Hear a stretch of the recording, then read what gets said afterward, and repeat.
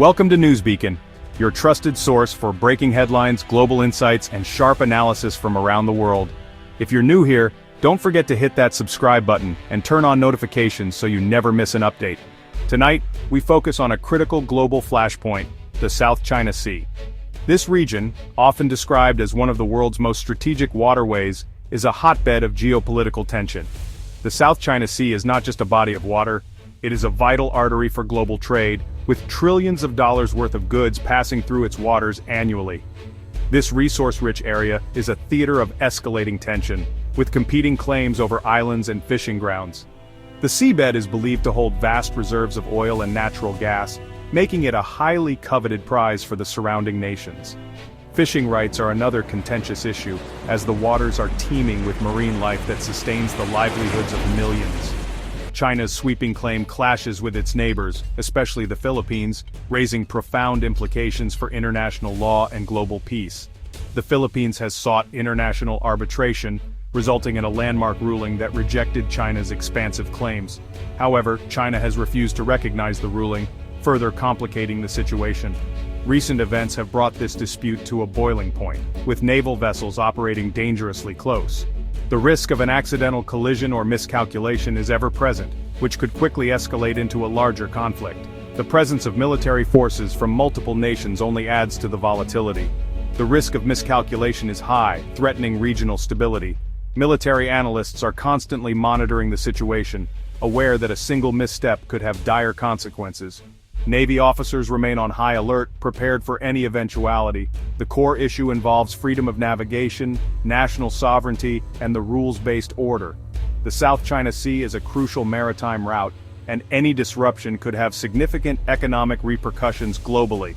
Ensuring the free passage of commercial vessels is a priority for many nations, particularly those reliant on maritime trade. Key players include China, the Philippines, and the US, setting the stage for a major standoff. The United States has conducted freedom of navigation operations to challenge China's claims, further intensifying the situation. Joint military exercises with allies like the Philippines demonstrate a commitment to maintaining a balance of power in the region. Understanding this crisis requires examining the bold assertions and sharp warnings that have led us here. Political leaders from the involved nations frequently issue statements that reflect the high stakes and deep-seated tensions. These declarations often serve to rally domestic support while sending a clear message to international audiences. Each incident adds complexity and danger to an already volatile situation. From confrontations at sea to diplomatic spats, the timeline of events in the South China Sea is a testament to the fragile nature of peace in the region. Damaged ships and near misses are stark reminders of the potential for conflict. The stakes are high for the region and the world. The international community watches closely, aware that the outcome of this dispute could set precedents for maritime law and international relations. The United Nations Security Council has discussed the issue, highlighting its global significance. The resolution of this conflict is crucial for maintaining peace and stability in one of the world's most important regions. China's actions in the South China Sea are increasingly bold. Despite a 2016 tribunal invalidating its claims, Beijing has intensified efforts to assert control. This includes militarizing artificial islands and deploying Coast Guard and maritime militia vessels. Recent aggression focuses on Scarborough Shoal and Second Thomas Shoal. Chinese vessels block Filipino fishermen and challenge U.S. naval presence. At Second Thomas Shoal, China uses aggressive tactics against Philippine resupply missions. These actions aim to intimidate and change the status quo without triggering war. China's strategy involves gray zone tactics, coercion without direct conflict. A recent collision between Chinese vessels highlights the chaotic environment. This pattern of aggression creates a dangerous and volatile situation. The international community watches with growing concern. In response to China's growing assertiveness in the South China Sea, the United States is making its presence unmistakably clear. The U.S. Navy, a symbol of American power projection, is now a regular sight on these contested waters, signaling both strength and unwavering commitment to its allies and the international community. Over recent months, the U.S. Navy has significantly increased its presence, conducting frequent freedom of navigation operations. These missions are not just routine patrols. They are deliberate demonstrations of the U.S. stance that international waters must remain open and free, despite China's sweeping territorial claims. By sailing close to disputed islands and through contested sea lanes, these operations directly challenge China's maritime claims. At the same time, they send a powerful message of support to the Philippines, whose own sovereignty and maritime rights are under increasing pressure. U.S. warships act as both a shield and a reassurance for the region. With every patrol, the U.S. Navy provides a visible deterrent against potential Chinese actions, maintaining a constant state of readiness. Crews remain vigilant, monitoring the seas and skies for any sign of escalation, knowing that a single miscalculation could have far-reaching consequences.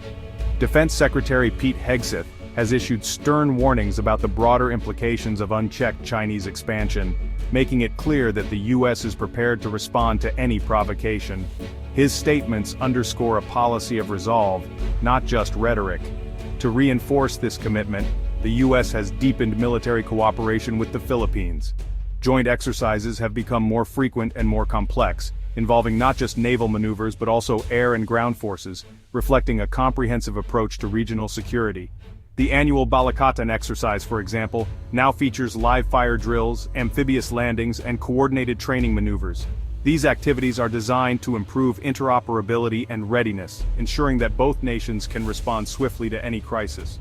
The overarching strategy is to build a credible deterrent, one that not only discourages aggression but also reassures allies and partners throughout Southeast Asia. Military planners work tirelessly to adapt to evolving threats, reviewing strategies and coordinating closely with regional counterparts. Through these efforts, the U.S. and the Philippines are forging even deeper ties, strengthening their alliance in the face of shared challenges. Diplomatic and military leaders meet regularly, emphasizing unity and shared purpose. The ultimate goal is to convince Beijing that any further aggression will come at a significant cost. By maintaining a robust presence, the U.S. hopes to deter escalation and preserve the fragile balance in the region. However, this posture also means that U.S. and Chinese forces often operate in dangerously close proximity. Tensions can flare quickly, and the risk of accidental confrontation is ever present, making every encounter a test of nerves and discipline. Behind the scenes, military strategists and commanders weigh every move carefully. It's a calculated risk, taken in the hope of preserving regional stability and preventing conflict, even as the stakes continue to rise.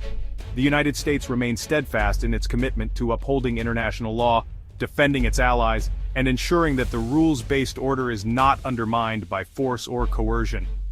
As tensions mount, the world's attention is fixed on the South China Sea. Newsrooms and governments across the globe monitor every development, aware that the outcome here could shape the future of international relations. The situation remains tense and unpredictable, with each day bringing new challenges and uncertainties. The horizon is filled with warships, and the world waits to see what comes next. As U.S. warships patrol the contested waters of the South China Sea, tensions simmer just below the surface. The presence of American destroyers so close to disputed islands is a clear signal to Beijing, and China responds with sharp warnings, making it clear that it views these maneuvers as direct challenges to its sovereignty.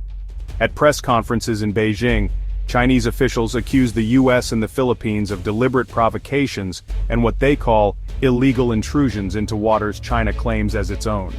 The rhetoric is forceful, designed to rally domestic support and send a message abroad. State media amplifies this narrative, portraying China as a steadfast defender of its territory against what it describes as foreign aggression. News anchors emphasize the nation's resolve, and headlines warn of the dangers posed by outside interference.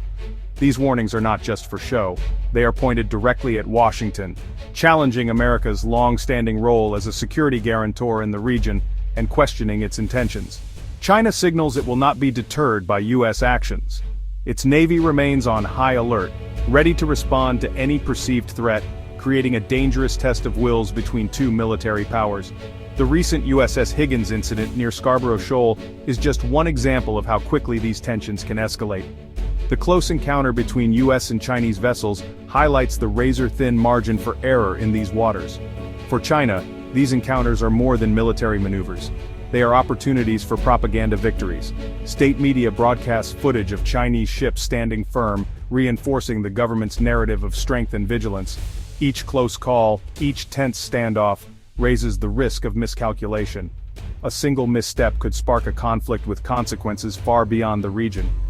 Beijing's resolve is unwavering.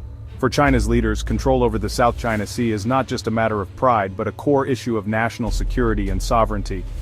The United States, meanwhile, is equally determined. American officials insist on upholding international law and ensuring freedom of navigation for all nations, refusing to back down in the face of Chinese pressure.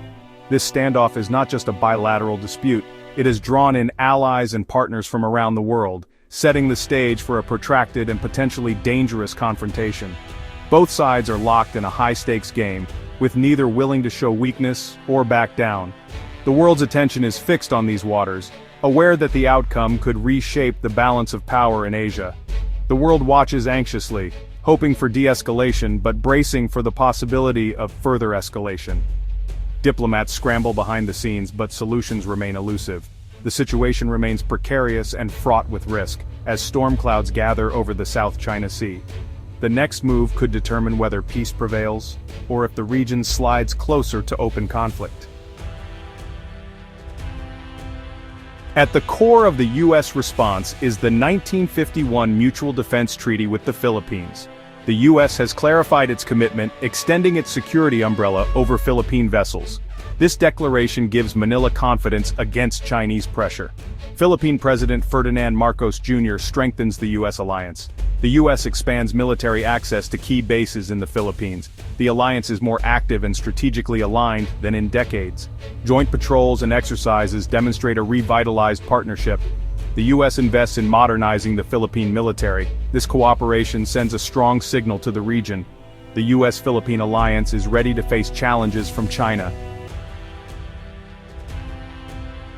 The crisis is the result of years of escalating confrontations. Second Thomas Shoal is a regular stage for tense encounters. China obstructs Philippine resupply missions using gray zone tactics. Water cannons and dangerous maneuvers are common. These actions intimidate and assert dominance. Collisions have occurred, representing serious escalation. These incidents are physical confrontations with real consequences. Each blockade and collision raises the stakes. Filipino crews show remarkable courage amid China's determination. The cycle of confrontation creates a tinderbox for potential conflict. The South China Sea standoff concerns nations worldwide. U.S. allies like Australia and Japan support the Philippines. They condemn China's actions and enhance security cooperation. Even EU countries conduct patrols, underscoring commitment to international law.